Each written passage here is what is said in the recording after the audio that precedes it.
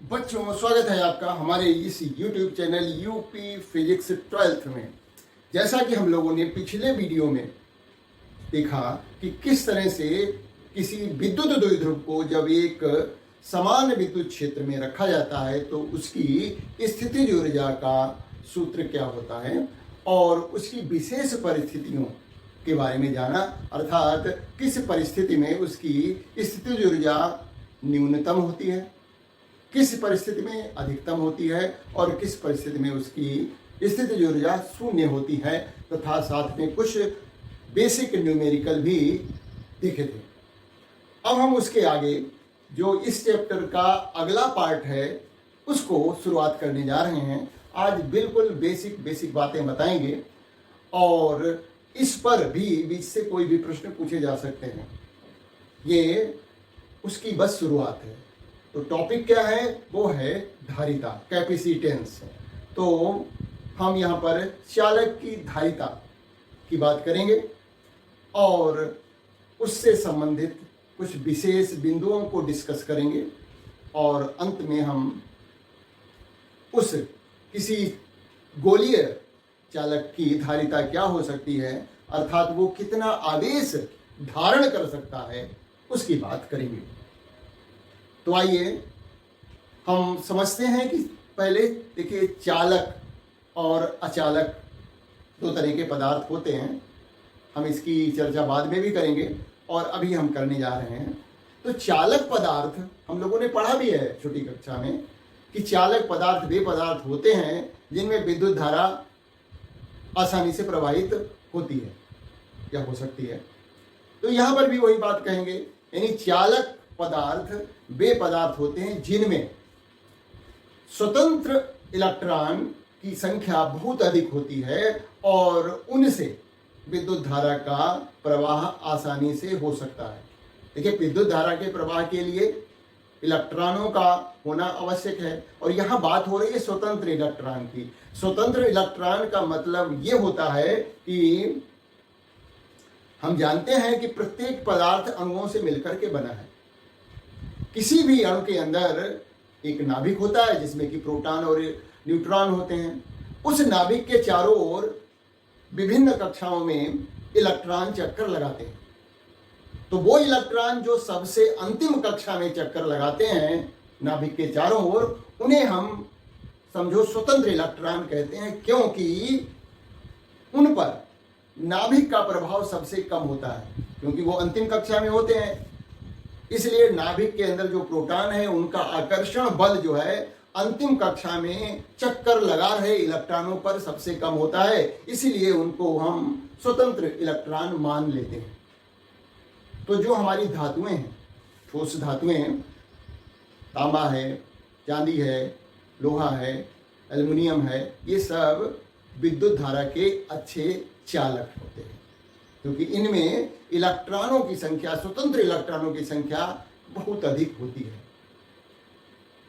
अब यहाँ पर कुछ जो विशेष बिंदु हैं उन पे हमें ध्यान देना है कि आखिर में चालक के संबंधित कुछ विशेष गुण हैं या पॉइंट हैं, उनको हमें ध्यान देना है, क्योंकि इस पर परीक्षा में प्रश्न पूछे जाते हैं।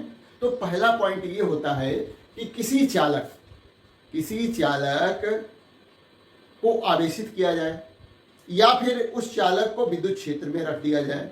दोनों स्थितियों में उस चालक के अंदर विद्युत क्षेत्र शून्य होता है। अब किसी आवेशित चालक के अंदर विद्युत क्षेत्र शून्य होता है, ये तो हम गॉस के प्रमेय से सिद्ध कर चुके हैं। किसी आवेशित चालक के अंदर विद्युत क्षेत्र शून्य होता है, ये गॉस के प्रमेय से हमने सिद्ध कर दिया था। अब यहां पर हम जो दूसरी बात बता रहे हैं कि किसी चालक को विद्युत क्षेत्र में रख देते हैं तो भी उसके अंदर विद्युत क्षेत्र की तीव्रता शून्य हो जाती है, विद्युत क्षेत्र नहीं होता है। उसको जरा चित्र द्वारा समझते हैं। देखिए, हमने वो पॉइंट जो लिखा है चालक के बारे में, कंडक्टर वे पदार्थ जिनमें मुक्त इलेक्ट्रॉनों की संख्या बहुत अधिक होती है तथा इनमें से होकर विद्युत धारा प्रवाहित होती है। इनमें से होकर विद्युत धारा प्रवाहित होती है, चालक कहलाते हैं। जैसे कॉपर है, लोहा है, आदि धातुएं। तो पहला पॉइंट है चालक से संबंधित कुछ महत्वपूर्ण बिंदु। पहला पॉइंट जो हमने बताया, किसी आवेशित या विद्युत क्षेत्र में रखे चालक के भीतर विद्युत क्षेत्र शून्य होता है। चित्र देखिए, ये मान लिया विद्युत क्षेत्र है और यहां पर हमने एक चालक पदार्थ का टुकड़ा रख दिया। होता क्या है कि इस चालक के अंदर मौजूद इलेक्ट्रॉन तथा धनात्मक भाग यानी नाभिक इस बाह्य विद्युत क्षेत्र के कारण बल का अनुभव करते हैं और जिससे के कारण जो धनात्मक आवेश होता है वो सदैव विद्युत क्षेत्र की दिशा में बल का अनुभव करता है और चालकों में क्या होता है कि धनावेश यहां पर एकत्र हो जाता है। ठीक ऋणावेश उसके विद्युत क्षेत्र की दिशा के विपरीत बल का अनुभव करता है और वो यहां पर एकत्र हो जाता है। तो इन जो आवेश, ये धनावेशित सिरा हो गया, ये ऋणावेशित सिरा हो गया, इनको हम कहते हैं प्रेरित आवेश। प्रेरित आवेश यानी धनावेश ऋणावेश प्रेरित हो गए। इन प्रेरित आवेशों के कारण इसके अंदर एक विद्युत क्षेत्र उत्पन्न होता है जिसको हम प्रेरित विद्युत क्षेत्र कहते हैं। प्रेरित विद्युत क्षेत्र। अब प्रेरित विद्युत क्षेत्र का मान जो होता है वो इस बाह्य विद्युत क्षेत्र के बराबर होता है और दिशा विपरीत देख ही रहे हो, दिशा जो होती है वो विपरीत होती है। यानी इसके अंदर उत्पन्न तो ये क्या है, एक चालक पदार्थ है का टुकड़ा है। अब इसके अंदर जो विद्युत क्षेत्र उत्पन्न हुआ है, प्रेरित विद्युत क्षेत्र, उसकी दिशा बाह्य विद्युत क्षेत्र, लगाए गए बाह्य विद्युत क्षेत्र के विपरीत और परिमाण में बराबर है। अतः इस चालक के अंदर क्या होगा कि परिणामी विद्युत क्षेत्र की तीव्रता क्या हो जाएगी, E जो लगाई गई थी और माइनस EP जो प्रेरित विद्युत क्षेत्र के कारण विद्युत क्षेत्र की तीव्रता है, बराबर हो जाएगा 0। मतलब इसके अंदर, चालक के अंदर अब जो है कोई विद्युत क्षेत्र, परिणामी विद्युत क्षेत्र का मान 0 हो जाएगा। मतलब E बराबर 0 हो जाएगा। ये हमने चित्र द्वारा समझ लिया है। E का मान 0 हो जाएगा, परिणामी मान जो है 0 हो गया। क्यों हो गया, ये बात हमें ध्यान में रखनी है, क्योंकि जब किसी चालक को विद्युत क्षेत्र में रखा जाता है तो उसके अंदर मौजूद ऋण आवेश धनावेश जो है एक दूसरे की विपरीत दिशा में विस्थापित हो जाते हैं। धनावेश जो है विद्युत क्षेत्र की दिशा में विस्थापित होता है, ऋणावेश उससे विपरीत दिशा में विस्थापित होता है। इस तरह से ये प्रेरित आवेश जो होते हैं अपना एक विद्युत क्षेत्र उत्पन्न करते हैं और जिसकी दिशा जो होती है लगाए गए बाह्य विद्युत क्षेत्र के विपरीत और उसका परिमाण जो होता है बाह्य विद्युत क्षेत्र के बराबर होता है।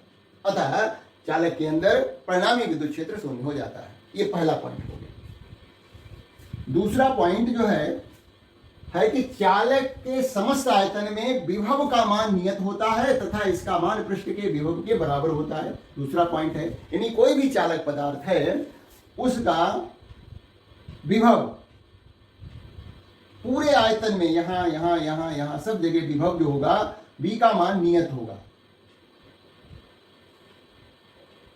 और ये विभव का मान पृष्ठ के विभव के बराबर होगा। मतलब इसके पृष्ठ का जो विभव होगा उसी के बराबर होता है, क्योंकि हमें मालूम है कि E का मान 0 होता है। किसी चालक के अंदर जो विद्युत क्षेत्र E का मान 0 होता है और E बराबर जो होता है dV/dr। इससे हम कह सकते हैं कि जब E 0 है तो dV/dr बराबर 0 है। अतः B बराबर नियतांक है, क्योंकि नियतांक का ही अवकलन 0 होता है। कोई नियत संख्या का अवकलन 0 होता है। dV/dr का मान 0 है, इसका मतलब B का मान नियत है। तीसरा पॉइंट है, आवेशित चालक के पृष्ठ पर पृष्ठ के प्रत्येक बिंदु पर विद्युत क्षेत्र अभिलंबवत होता है ना। किसी चालक, ये भी बात समझने की है अलग से, कोई ये चालक है, मान लिया ये आवेशित है धनावेशित है तो इससे निकलने वाली विद्युत बल रेखाएं इसके पृष्ठ के लंबवत होती हैं। यही पॉइंट 3 में बताया गया है। आवेशित चालक के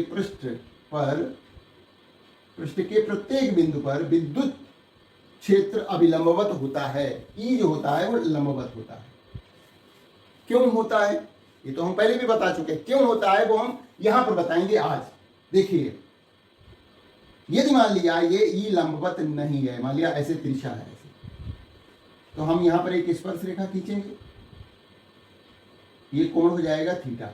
अब इस ई को 2 आयताकार घटकों में वियोजित करेंगे। एक तो इस पृष्ठ के लंबवत हो जाएगा ऐसे, और एक हो जाएगा इस स्पर्श रेखा के अनुदिश। तो ये तो हो जाएगा ई कॉस थीटा और ये हो जाएगा ई साइन थीटा। जो लंबवत घटक है ई साइन थीटा, ये कोई प्रॉब्लम नहीं खड़ी कर रहा। लेकिन ये जो हमारा क्षैतिज घटक है, जो तल के अनुदिश घटक है E cos theta, E cos theta के कारण क्या होगा, चालक के पृष्ठ में मौजूद इलेक्ट्रॉन बल का अनुभव करेंगे। कारण इलेक्ट्रॉन जो हैं वो चालक के तल में स्थित इलेक्ट्रॉन जो हैं बल का अनुभव करेंगे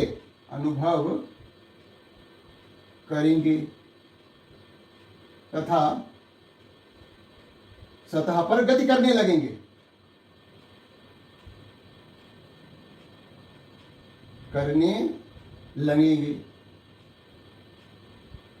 ई कॉस थीटा जो घटक है, इसके कारण चालक की सतह पर मौजूद इलेक्ट्रॉन बल का अनुभव करेंगे और जिससे कि वो सतह पर गति करने लगेंगे। इलेक्ट्रॉनों का गति करना मतलब उस चालक की सतह में विद्युत धारा उत्पन्न हो जाना, जो कि ऐसा संभव नहीं है। हम आगे यही लिखेंगे कि ई कॉस थीटा के कारण चालक के तल में स्थित इलेक्ट्रॉन बल का अनुभव करेंगे तथा सतह पर गति करने लगेंगे, जिससे विद्युत धारा उत्पन्न होगी, जो कि इस स्थिति में संभव नहीं है। तो ये पॉइंट हो गया हमारा तीसरा। चौथा पॉइंट कोई खास नहीं है। सामान्य स्थिति में कोई चालक विद्युत उदासीन होता है। इसको हम पहले ही पॉइंट लिख सकते थे। ये क्या है कि भाई कोई भी चालक जो है वो अणुओं से मिलकर बना है। प्रत्येक के अणु के अंदर जो है नाभिक होता है। नाभिक में प्रोटॉन होते हैं। प्रोटॉनों की संख्या उतनी ही होती है जितने की इलेक्ट्रॉन चक्कर लगा रहे होते हैं। अर्थात धनावेश की मात्रा ऋणावेश की मात्रा के बराबर होती है। तो प्रत्येक अणु जो है सामान्य रूप से विद्युत उदासीन हो गया। भाई प्रत्येक अणु में प्रोटॉनों की संख्या और इलेक्ट्रॉनों की संख्या आपस में बराबर होती है। तो जब प्रत्येक अणु उदासीन हो गया तो पूरा पदार्थ भी तो उदासीन हो गया, क्योंकि पदार्थ तो अणुओं से ही मिलकर के तो बना है। और अंतिम है, आवेशित चालक के पृष्ठ पर विद्युत क्षेत्र की तीव्रता ई बराबर जो होती है वो सिग्मा बटे एप्सिलॉन नॉट है। सिग्मा बराबर होता है क्यू बटे आवेश बटे क्षेत्रफल। ये अलग से तो पॉइंट लिख दिए गए हैं। 3 पॉइंट हमने पूरे डिस्कस कर दिए हैं, पहला, दूसरा, तीसरा। और ये तो विद्युत क्षेत्र की तीव्रता हमने निकाली भी है। किसी भी चालक के पृष्ठ, गोलीय चालक के पृष्ठ की विद्युत क्षेत्र की तीव्रता हमने निकाली थी, वो इतनी ही आई थी। तो इस तरह से किसी भी चालक यदि वो आवेशित है तो विद्युत क्षेत्र की तीव्रता जो है पृष्ठ पर सिग्मा बटे एप्सिलॉन नॉट होती है। एप्सिलॉन जो होती है वो क्या है, विद्युतशीलता है, और सिग्मा का मान आवेश बटे क्षेत्रफल होता है। तो ये कुछ पॉइंट थे जो कि चालक से संबंधित थे। अब हम बात करेंगे अचालक पदार्थ की, और इन अचालक पदार्थों के अलग और नाम भी हैं। अचालक पदार्थों को कुचालक पदार्थ भी कह सकते हैं, विद्युतरोधी पदार्थ कह सकते हैं, या फिर एक नया टर्म है जिसको हम कहते हैं परावैद्युत पदार्थ। यानी जो अचालक पदार्थ हैं उनको हम विद्युतरोधी पदार्थ या परावैद्युत पदार्थ कहते हैं, डाइलेक्ट्रिक मटेरियल कहते हैं। ये चालक पदार्थों के ठीक विपरीत होते हैं। मतलब ऐसे पदार्थ जिनमें स्वतंत्र इलेक्ट्रॉनों की संख्या नगण्य होती है और वो सामान्य परिस्थिति में विद्युत धारा का चालन नहीं करते, अर्थात सामान्य परिस्थिति में उनमें से विद्युत धारा प्रवाहित नहीं हो सकती। ऐसे पदार्थों को परावैद्युत पदार्थ कहते हैं। जैसे रबर है, प्लास्टिक है, कांच है, मोम है, ये क्या है? परावैद्युत पदार्थ हैं, विद्युत रोधी पदार्थ। धीरे धीरे हम आगे बढ़ रहे हैं। विद्युत रोधी पदार्थ या परावैद्युत पदार्थ दो तरह के होते हैं। एक तो होता है अध्रुवी, अध्रुवी परावैद्युत, अध्रुवी परावैद्युत पदार्थ।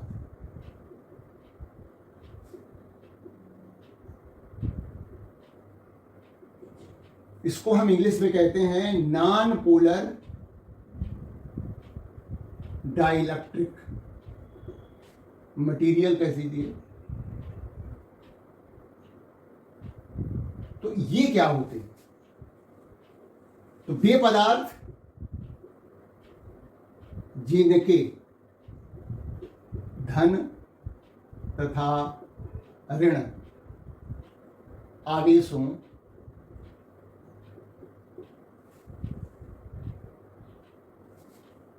अब ये देखिए, हर एक पदार्थ अणुओं से मिलकर के ही बना है ना? तो अणुओं में धनावेश ऋणावेश होते हैं। तो जिनके धन तथा ऋणावेशों के द्रव्यमान केंद्र जो होते हैं संपाती होते हैं,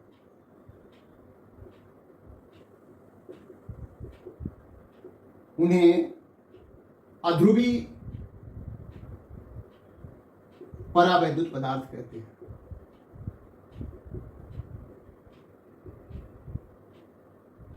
उदाहरण के लिए हम ले सकते हैं, जैसे नाइट्रोजन है, ऑक्सीजन है, हाइड्रोजन है, ये क्या हैं?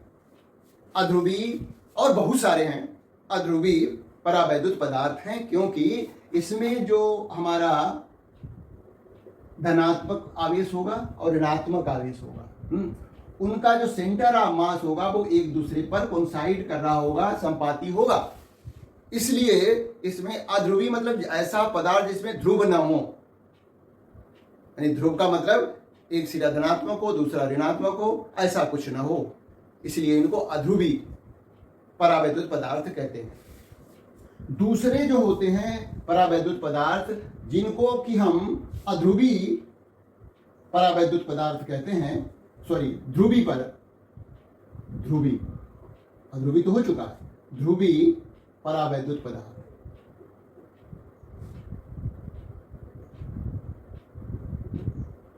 ये है पोलर डाइलेक्ट्रिक मटेरियल।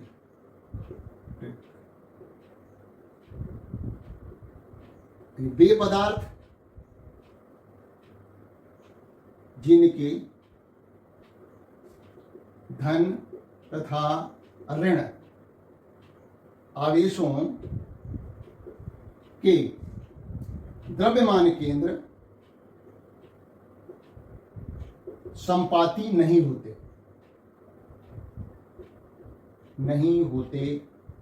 हैं, यानी अलग अलग होते हैं, उन्हें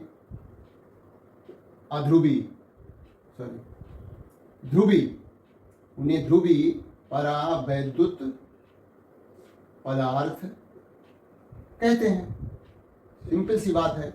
और उदाहरण के लिए ले सकते हैं, जैसे HCl है, H2O है आदि जो हैं, इनमें क्या होता है कि जो जैसे HCl है, ये जो कोवेलेंट बॉन्ड बनता है हाइड्रोजन और क्लोरीन के बीच में, जो साझे का इलेक्ट्रॉन का पेयर होता है वो क्लोरीन की तरफ शिफ्ट हो जाता है, जिससे क्या होता है H जो है वो थोड़ा सा धनात्मक हो जाता है और Cl जो है थोड़ा सा ऋणात्मक हो जाता है। यानी जो साझे का इलेक्ट्रॉन है वो इस तरफ को शिफ्ट हो गया, क्लोरीन की तरफ को शिफ्ट हो गया है, स्थापित हो गया है। तो इस तरह से इसमें एक सिरा धनात्मक होगा दूसरा ऋणात्मक होगा। तो ऐसे परावैद्युत पदार्थों को हम ध्रुवी परावैद्युत पदार्थ कहते हैं। अब जो मेन बात है वो है किसी परावैद्युत पदार्थ का ध्रुवण, पोलराइजेशन ऑफ डाइलेक्ट्रिक मटेरियल। उसके हमने पॉइंट नोट कर रखे हैं, उनको हम डिस्कस कर देते हैं। चित्र सहित समझाते हैं। देखिए अगली हेडिंग हमारी पड़ी हुई है परावैद्युत पदार्थ का ध्रुवण, पोलराइजेशन ऑफ डाइलेक्ट्रिक मटेरियल। इसको जरा समझिए चित्र द्वारा। लिख तो रखा है पहला पॉइंट, जब किसी अध्रुवीय परावैद्युत पदार्थ को बाह्य विद्युत क्षेत्र में रखा जाता है तो अणुओं के नाभिक यानी धनावेश विद्युत क्षेत्र की दिशा में तथा इलेक्ट्रॉन यानी ऋणावेश क्षेत्र की विपरीत दिशा में विस्थापित हो जाते हैं। तो जो अध्रुवीय पदार्थ है उसमें तो ध्रुव होते नहीं, तो जब अध्रुवीय परावैद्युत पदार्थ को किसी बाह्य विद्युत क्षेत्र में रखा जाता है तो उसके अणुओं पर इस विद्युत क्षेत्र का क्या प्रभाव पड़ता है उसको बताया गया है। हमने देखिए यहाँ पर पहला पॉइंट को समझिए। ये मान लिया दो प्लेटें हैं, एक धनात्मक प्लेट है ये और ये ऋणात्मक प्लेट है। इसके अंदर हमने एक परावैद्युत पदार्थ की पट्टी रख दी है। ये अब होगा क्या कि ये जो प्लेटें हैं धनावेशित ऋणावेशित, जिसके कारण विद्युत क्षेत्र की दिशा ये होगी, बाईं ओर से दाहिनी ओर ये विद्युत क्षेत्र की दिशा हो गई। तो ये जो हमारा परावैद्युत पदार्थ है इसका प्रत्येक अणु का जो धनावेश है वो विद्युत क्षेत्र की दिशा में और ऋणावेश जो है उससे विपरीत दिशा में विस्थापित हो जाएगा। अर्थात देखिए हम चित्र बना रहे हैं, पहले तो एक अणु को देखिए, ऐसा हो गया। उसका धनावेश जो था वो विद्युत क्षेत्र की दिशा में, मतलब इधर आ गया और ऋणावेश इधर आ गया। ये हमने इस पर बाह्य विद्युत क्षेत्र लगाया जिससे ये अणु जो है खिंच गया, अणु क्या में खिंचाव उत्पन्न हुआ और उसका धनावेश एक तरफ हट गया और ऋणावेश दूसरी तरफ शिफ्ट हो गया। ऐसा सभी अणुओं के साथ हुआ। तो चित्र क्या बनेगा, देखिए एक अणु हमने ये बनाया, दूसरा अणु बनाया, तीन अणु हम बना रहे हैं, एक लाइन में तीन अणु बना रहे हैं।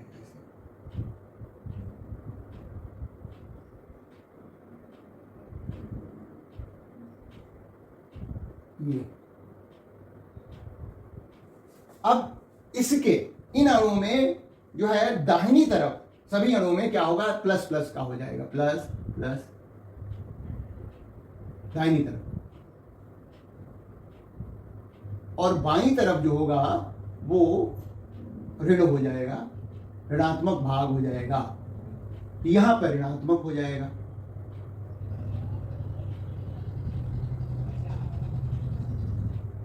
ये जो प्रक्रिया हुई इसको हम ध्रुवण कहेंगे। यानी जिस बाह्य विद्युत क्षेत्र में रखने के कारण परावैद्युत पदार्थ का प्रत्येक अणु का एक सिरा धनात्मक हो गया है, दूसरा सिरा ऋणात्मक हो गया है। तो इस प्रक्रिया को हमने ध्रुवण कहा। अब इससे हुआ क्या, देखिए ये वाला इस अणु का ये भाग धनावेशित है, उसके पड़ोस में क्या है, ऋणावेशित इकट्ठा हुआ है और जो कि बराबर मात्रा में भी होंगे। इससे क्या होगा कि ये वाला धन और ये वाला ऋण एक दूसरे के प्रभाव को नष्ट कर देंगे। इस तरह से देखिए इसके अंदर ये इनके प्रभाव एक दूसरे से निरस्त हो जाएंगे। अर्थात जो हमारा परावैद्युत पदार्थ की पट्टी है उसका ये सिरा ऋणात्मक और ये सिरा धनात्मक हो जाएगा। देखिए क्या हुआ, चित्र द्वारा समझिए। ये है धनात्मक प्लेट, ये है ऋणात्मक प्लेट, ये दिशा है लगाई गई बाह्य विद्युत क्षेत्र की, और इसके अंदर जो पट्टी रखी हुई है परावैद्युत पदार्थ की उसका ये वाला सिरा धनात्मक हो गया है, ये ऋणात्मक हो गया है। ऐसा ही कुछ जो है चालक पदार्थों में हुआ था, लेकिन थोड़ा यहां पर अंतर है। चालक पदार्थों के अंदर जो ये प्रेरित आवेश उत्पन्न हुए थे वो प्रेरित आवेश जो विद्युत क्षेत्र उत्पन्न कर रहे थे वो लगाए गए विद्युत क्षेत्र के बराबर था। लेकिन यहां पर ये जो प्रेरित आवेश हैं यानी जो परावैद्युत पदार्थ की प्लेट है उसका ये सिरा धनात्मक ये सिरा ऋणात्मक, तो विद्युत क्षेत्र तो विपरीत दिशा में उत्पन्न करेंगे ये, लेकिन इस विद्युत क्षेत्र का मान जो होगा वो इस बाह्य विद्युत क्षेत्र के बराबर नहीं होगा। जबकि चालकों में जो है में यही प्रेरण की प्रक्रिया होती है और जो चालक पदार्थों के अंदर विद्युत क्षेत्र उत्पन्न होता है उसका मान बाह्य विद्युत क्षेत्र के बराबर होता है। लेकिन यहां पर जो ईपी उत्पन्न हुआ है वो उसका मान इस बाह्य विद्युत क्षेत्र के बराबर नहीं होगा, कम होगा। लेकिन हाँ, परिणामी विद्युत क्षेत्र का मान इसके अंदर परावैद्युत पदार्थ की पट्टी के अंदर कम हो जाएगा। कितना हो जाएगा? देखिए भाई, ये हमारा लगाएगा विद्युत क्षेत्र है और ये जो है उत्पन्न प्रेरित विद्युत क्षेत्र है वीपी, दोनों की दिशा विपरीत है और इसका मान जो होता है वो E0 बटे के क्या है? ई तो वो ये है अब बाह्य विद्युत क्षेत्र की का मान, और के जो है वो इस परावैद्युत पदार्थ का परावैद्युतांक है, डाइलेक्ट्रिक कांस्टेंट है। यहां के जो है परावैद्युत पदार्थ का परावैद्युतांक, इसको हम कहते हैं डाई इलेक्ट्रिक कांस्टेंट है। मान लिया इसका डाइलेक्ट्रिक कांस्टेंट मान लिया 10 है और जो बाह्य विद्युत क्षेत्र जो है वो E0 है, तो इसके अंदर जो विद्युत क्षेत्र की दिशा E0 बटे 10 हो जाएगी। यदि परावैद्युत पदार्थ का के का मान 10 है तो इसके अंदर परावैद्युत पदार्थ की पट्टी के अंदर विद्युत क्षेत्र की तीव्रता E बटे 10 हो जाएगी, E0 बटे 10 हो जाएगी। यानी अंदर जो है विद्युत क्षेत्र का मान कम हो जाता है। ये प्रश्न भी पूछा जाता है। तो क्यों कम हो जाता है इसको हमें बताना पड़ेगा कि जब हम किसी परावैद्युत पदार्थ को बाह्य विद्युत क्षेत्र में रखते हैं तो उस परावैद्युत पदार्थ की पट्टी के विपरीत सतहों पर जो है आवेश प्रेरित होता है, जो खुद की अपना विद्युत क्षेत्र उत्पन्न करता है और इस विद्युत क्षेत्र प्रेरित विद्युत क्षेत्र की दिशा लगाए गए विद्युत क्षेत्र की दिशा के विपरीत होती है, जिसके कारण जो है परावैद्युत पदार्थ के अंदर परिणामी विद्युत क्षेत्र घट जाता है, तो परिणामी विद्युत क्षेत्र की तीव्रता घट जाती है। तो देखिए हमने दूसरे पॉइंट में लिख रखा है, इस प्रकार परावैद्युत पदार्थ का प्रत्येक कणों का एक सिरा धनावेशित तथा दूसरा सिरा ऋणावेशित हो जाता है। इस प्रक्रिया को ध्रुवण कहते हैं। ध्रुवण के कारण परावैद्युत पदार्थ की विपरीत सतहों पर धन तथा ऋण आवेश प्रेरित हो जाता है, धनावेश ऋणावेश प्रेरित हो जाता है। यह प्रेरित आवेश अपना विद्युत क्षेत्र उत्पन्न करता है। ठीक है। नंबर 4, प्रेरित विद्युत क्षेत्र की दिशा बाह्य विद्युत क्षेत्र की दिशा के विपरीत होती है, जिससे परावैद्युत पदार्थ के अंदर परिणामी विद्युत क्षेत्र का मान कम हो जाता है। 4 पॉइंट में हमने इसको पूरा डिस्कस कर दिया कि परावैद्युत पदार्थ का ध्रुवण कैसे होता है और परावैद्युत पदार्थ के अंदर विद्युत क्षेत्र की तीव्रता जो है वो घट क्यों जाती है, ये प्रश्न है। और कितनी हो जाती है ये भी मैंने बता दिया। परिणामी विद्युत क्षेत्र जो होगा E बराबर हो जाएगा E0 बटे के, जहां के जो है क्या है, डाइलेक्ट्रिक कांस्टेंट है, परावैद्युतांक है। अब हम बात करेंगे चालक की धारिता की। देखिए हर एक बर्तन, बाल्टी है, ग्लास है, मग है, सभी की अपनी धारिता होती है, यानी जो उसका आयतन है, द्रव को ग्रहण करने की क्षमता। भाई बर्तन में क्या रखेंगे, द्रव रखेंगे, कितना द्रव उसमें रखा जा सकता है, उसी को तो धारिता कहते हैं। लेकिन यहां धारिता का मतलब है दूसरा, यानी कोई चालक पदार्थ कितना आवेश ग्रहण कर सकता है, आवेश धारण कर सकता है, वो जो है उस चालक की धारिता कहलाती है। तो चालक की धारिता की बात करते हैं। चालक की धारिता, इसको कहते हैं कैपेसिटेंस ऑफ कंडक्टर। जब हम किसी चालक को आवेशित करते हैं, मान लिया चालक गोला है, इसको हमने आवेशित किया, आवेश धनावेशित कर रहे हैं, इसमें आवेश जा रहा है, हम इसमें आवेश ठूसे जा रहे हैं, है ना। तो आवेश को ठूसने के लिए हमें कार्य करना पड़ेगा। एक आवेश, मान लिया पहला आवेश धनावेश आया 1 इकाई, अब हम दूसरा आवेश जब भेजेंगे तो क्या करेगा, ये पहले से मौजूद आवेश इसको प्रतिकर्षित करेगा आगे आने वाले आवेश को, तो हमें जो है इस पर आवेश भेजने के लिए, पुनः आवेश भेजने के लिए कार्य करना पड़ेगा। और वही कार्य जो होगा इस चालक में स्थितिज ऊर्जा के रूप में एकत्र हो जाएगा, अर्थात इसका विभव बढ़ जाएगा, इसका पोटेंशियल, इसका विभव बढ़ जाएगा। तो अब किसी भी चालक को हम कितना भी आवेश दे दें ऐसा संभव नहीं है। आवेश देते हैं तो इसका विभव बढ़ता है, जिसके कारण क्या होता है, इसके चारों ओर विद्युत क्षेत्र उत्पन्न हो जाता है, और आवेश देते हैं और तीव्र विद्युत क्षेत्र उत्पन्न हो जाता है। और एक ऐसी स्थिति आती है जब ये दिया गया आवेश बाहर वातावरण में जो है लीक होने लगता है, यानी हम और उससे ज्यादा आवेश दे ही नहीं सकते, क्योंकि अब वो क्या हो रहा है, जितना आवेश हम दे रहे हैं उतना आवेश बाहर निकल जा रहा है अपने आप। जैसे किसी बर्तन को हम गर्म करते हैं, गैस पे रख दिया, ठीक है ना, अब वो ऐसा नहीं होता कि उसका टेम्परेचर बढ़ते जाएगा बढ़ते जाएगा बढ़ते जाएगा, पिघल नहीं जाएगा। क्या होता है कि एक स्थिति ऐसी आती है जितना हम उसको उष्मा देते हैं उतनी उष्मा वो बाहर की तरफ वातावरण में निकाल देता है, उससे आगे उसका ताप ही नहीं बढ़ता। तो वही हाल यहाँ भी हो रहा है। हमने आवेश दिया एक मात्रा के बाद, अब उसमें से वो दिया गया आवेश बाहर वातावरण में जाने लगा, मतलब जितनी उसकी धारिता थी, धारण करने की क्षमता थी, उसने उतना आवेश धारण कर लिया, अब उससे ज्यादा वो धारण कर ही नहीं सकता। तो हमें यही बात लिखनी है शॉर्टकट में। किसी चालक द्वारा आवेश धारण करने की क्षमता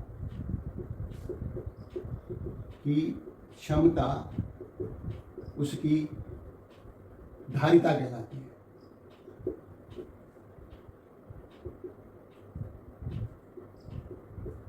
जब चालक को आवेश और विशेष करके धन आवेश दिया जाता है तो चालक का विभव बढ़ता है। माना चालक को आवेश Q देने पर उसका विभव V हो जाता है। जैसा कि हमने बताया Q जो होता है अनुक्रमानुपाती होता है V के, जैसे जैसे आवेश देंगे तो उसका विभव बढ़ता चला जाएगा। तो Q बराबर होता है C इंटू V। C एक नियतांक है, C एक नियतांक है, इसे चालक की धारिता कहते हैं। सीधी सी बात है, धारिता, C को धारिता कहेंगे। तो C बराबर क्या हो जाएगा, C बराबर हो जाएगा Q बटे V। यहां पर परिभाषा निकालेंगे C की। वैसे तो C की परिभाषा धारिता की है, ये तो जनरल परिभाषा है। अब इसके आधार पर हम इस सूत्र के आधार पर C यानी जो धारिता है उसकी परिभाषा एक लिखेंगे। यदि V का मान 1 करते हैं, देखिएगा, यदि V का मान 1 कर दें, यदि V बराबर 1 वोल्ट हो जाए तो C बराबर Q है। अतः किसी चालक की धारिता उसको दिए गए उस आवेश के बराबर होती है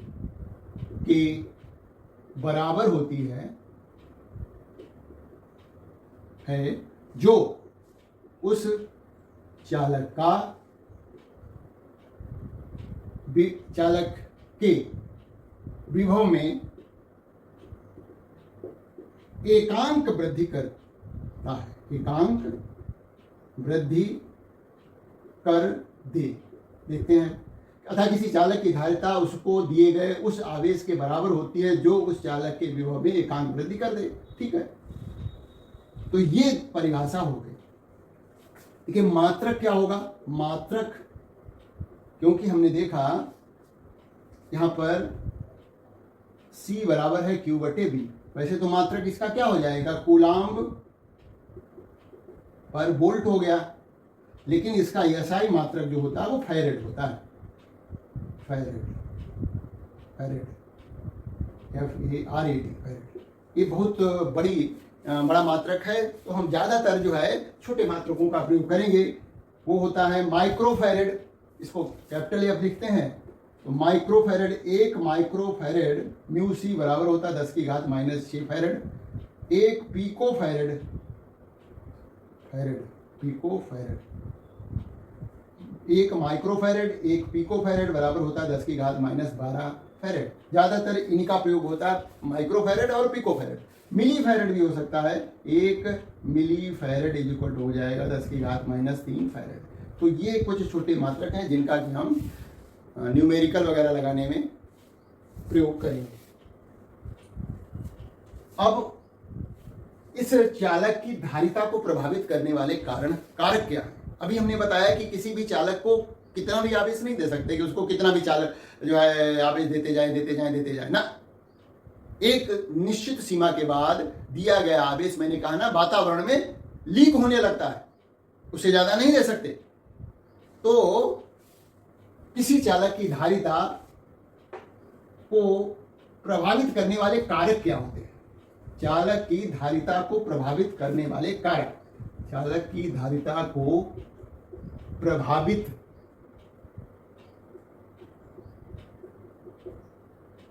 करने वाले कारक factor affecting the capacitance of a conductor. Number 1 होता है आकार, का मतलब क्षेत्रफल। उस चालक का जितना ज्यादा क्षेत्रफल होगा उतना ही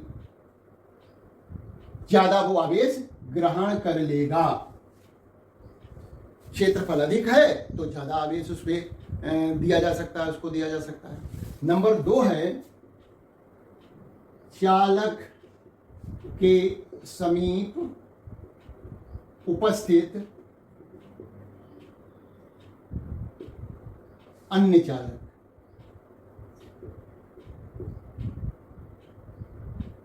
चालक के समीप उपस्थित अन्य चालक के कारण भी उसकी धारिता बढ़ती है। क्यों बढ़ती है? देखिए, ये मान लिया ये चालक ए है, इसको हमने धनावेश दिया।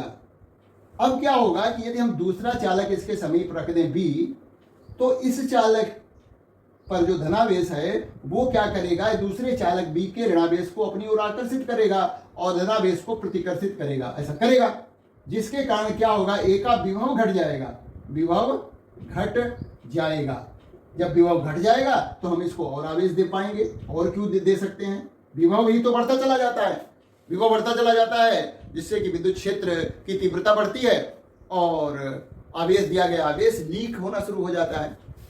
तो क्यों, ये देखिए ऋणावेश जो है इस पर ऋणावेश उत्पन्न करेगा, जिसके कारण हालांकि ये धनावेश है वो भी धनावेश उत्पन्न करेगा, लेकिन ये जो ऋणावेश है वो इसके नजदीक है इस वाली प्लेट के, तो इसका प्रभाव ज्यादा होगा बाहर वाले धनावेश की तुलना में। अर्थात जो है ये क्या करेगा, ये ऋणावेश इसके विभव को घटा देगा। दूसरा काम क्या करेंगे, यदि हम यहाँ पर अर्थ कर दें, इसको एक तार से पृथ्वी से जोड़ दें, तो ये वाला तार जो वो आवेश जो है वो क्या है, पृथ्वी में चला जाएगा। अब ये जो है इसकी धारिता और बढ़ गई, ये की, क्योंकि धनावेश जो था जिसके कारण इसका विभव बढ़ रहा था वो पृथ्वी में चला गया है ना।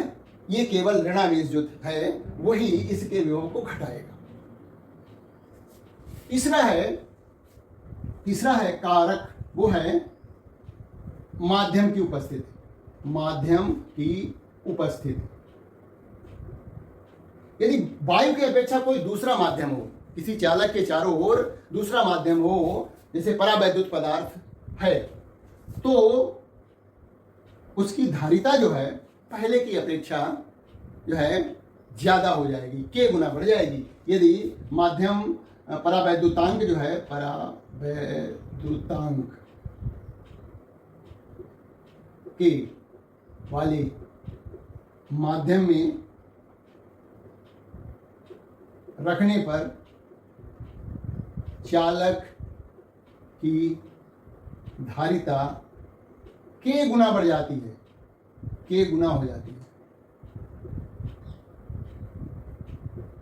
तो ये 3 मेन पॉइंट थे। क्षेत्रफल बढ़ने से धारिता बढ़ती है, चालक के समीप कोई दूसरा चालक रख दें तो भी धारिता बढ़ जाती है, और चालक के चारों ओर वायु की अपेक्षा कोई ऐसा परावैद्युत पदार्थ भर दें तो जो है उसकी जो धारिता है वो k गुना हो जाती है, यदि परावैद्युत पदार्थ का परावैद्युतांक k है तो ये 3 पॉइंट याद रखिएगा। अब हम बात करेंगे किसी गोलीय चालक, विलगित गोलीय चालक की धारिता। सूत्र है केवल, और कुछ खास नहीं है।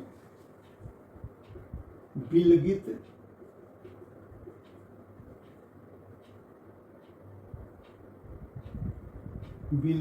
गोलीय चालक की धारिता, capacitance of isolated spherical conductor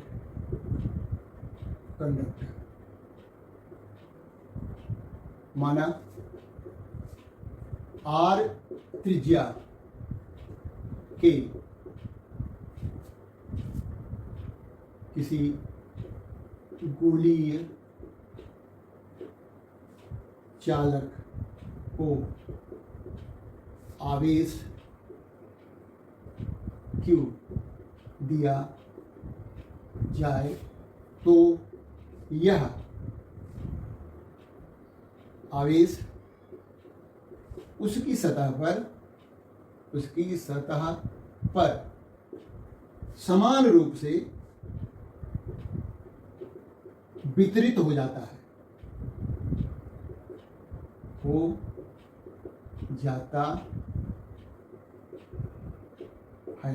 और यह आवेश इस तरह से व्यवहार करता है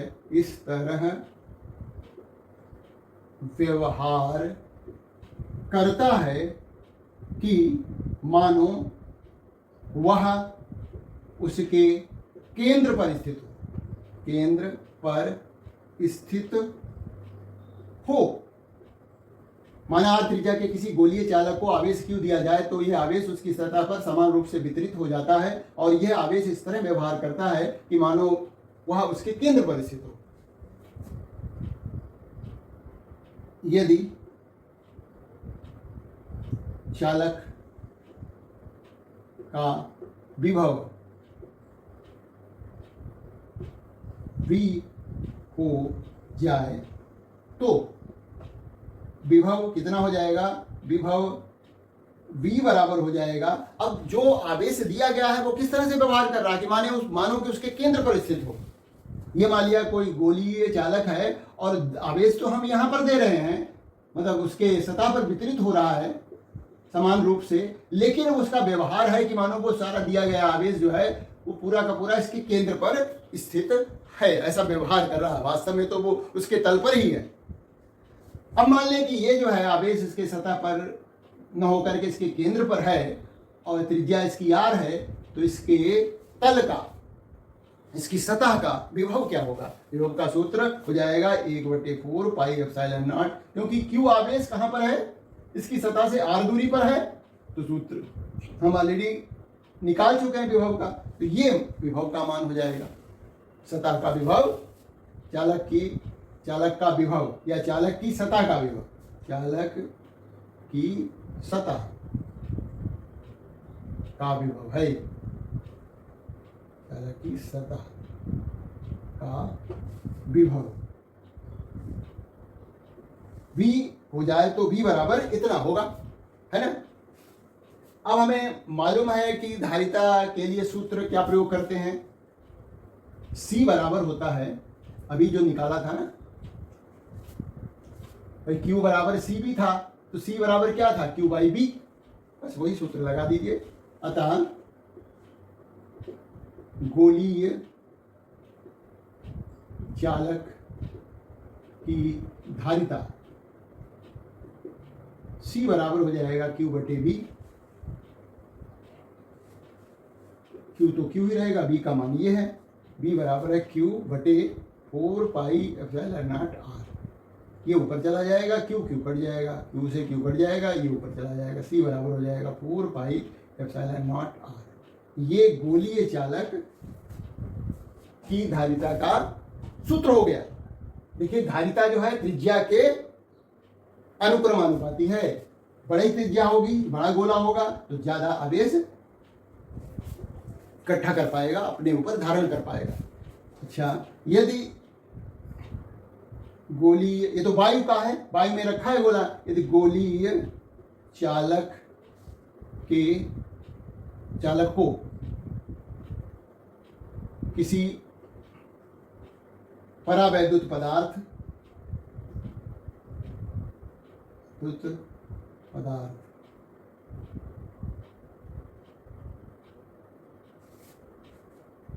जिसका परावैद्युतांक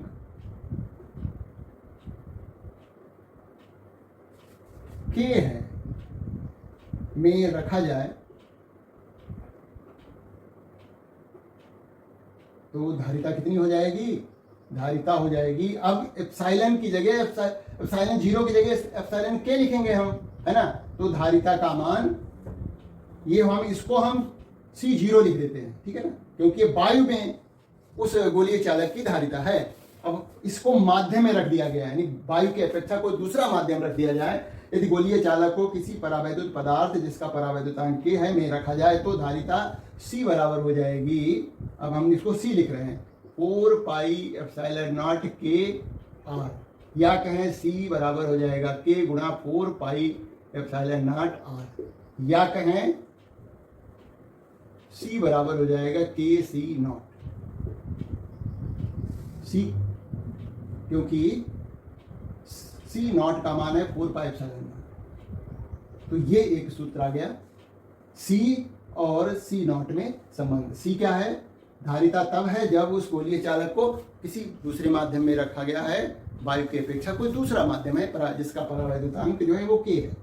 तो इस तरह से C बटे C नॉट बराबर हो गया K। ये परावैद्युतांक की दूसरी परिभाषा हो गई। परावैद्युतांक की हम और परिभाषाएं दे चुके हैं, एक नई परिभाषा निकल करके आ रही है। परावैद्युतांक के बराबर होता है C बटे C नॉट, यानी चालक की धारिता जब उसके चारों ओर कोई दूसरा माध्यम हो, और ये जो है C नॉट है चालक की वो धारिता है जब चालक को वायु या निर्वात में रखा गया है। तो K का मान होता है C बटे C नॉट। तो आज जो डिस्कस किया गया है, जो कॉन्सेप्ट डिस्कस किए गए, देखिए यहाँ पर कोई लंबा चौड़ा फार्मूला नहीं निकाला गया है, लेकिन बहुत ही बेसिक बातें डिस्कस की गई हैं जो कि आगे चल करके काम आएंगी। तो इसलिए हर वीडियो जो है, हर बात इम्पॉर्टेंट है और माइंड में रखने के लिए आपको तैयार रहना चाहिए। तो वीडियो को शेयर करते रहिए, लाइक और सब्सक्राइब कर ही लीजिए यदि अभी तक नहीं किया है। Thank you for watching this video.